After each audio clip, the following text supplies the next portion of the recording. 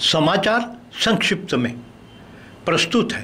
दिनांक 23 अगस्त को आयोजित एक पत्रकार परिषद में सकल हिंदू समाज की ओर से विदित किया गया।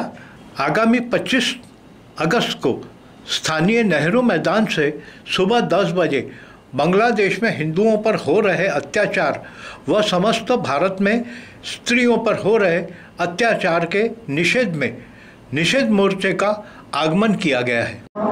नमस्कार, मी मीना पाठक, श्री अंबादेवी संस्थानचे विश्वस्त म्हणून माझ्याकडे जबाबदारी आहे।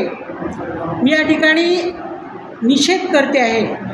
निषेध याचा करते आहे की आपलं हे राष्ट्र हिंदू राष्ट्र आहे आणि हिंदू राष्ट्र असताना देखील हिंदूंवर जो अन्याय होतो आहे, जो अत्याचार होतो आहे, त्यानिमित्ताने आम्ही येत्या 25 ऑगस्टला एकवटणार हिंदू शक्ती विराट हिंदू मोर्चाची तयारी या ठिकाणी केलेली आहे आणि 25 ऑगस्टला सकाळी 10 वाजतापासून आम्ही मोर्चा काढणार आहे।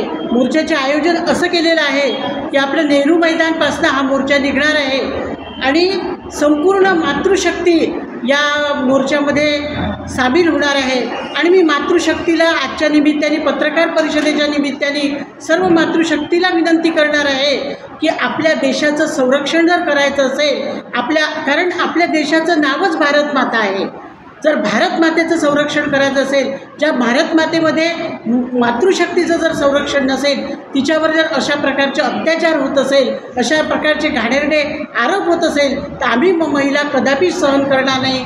त्यासाठी आम्ही हिंदू समाज हा सगळा एकत्रित होऊन येत्या 25 ऑगस्टला महिला मोर्चा किंवा आम्ही सगळेच जण येणार आहे, पण मातृशक्ती जास्तीत जास्त या मोर्चामध्ये सामील व्हावी अशीच मी आजच्या पत्रकार परिषदेच्या निमित्ताने सर्वांना विनंती करते। उसी प्रकार स्थानीय कांग्रेस भवन में एक पत्रकार परिषद लेते महाराष्ट्र में स्त्री समाज पर हो रहे अत्याचारों पर निषेध व्यक्त किया गया।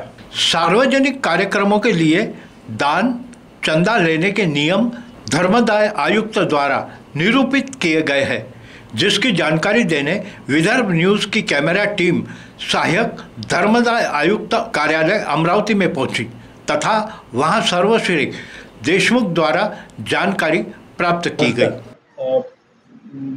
जे गणपती उत्सव नवदुर्गा उत्सव साजरे होतात त्या संदर्भात जो निधी गोळा केला जातो त्या संदर्भात या कार्यालयाची परमिशन आवश्यक है। महिला पत्रकार को असभ्य भाषा में जवाब देने के विरोध में अमरावती जिलाधीश को एक निषेध पत्र अमरावती के पत्रकारों द्वारा दिया गया। सभी समाचार संकलन अशोक भाई जोशी।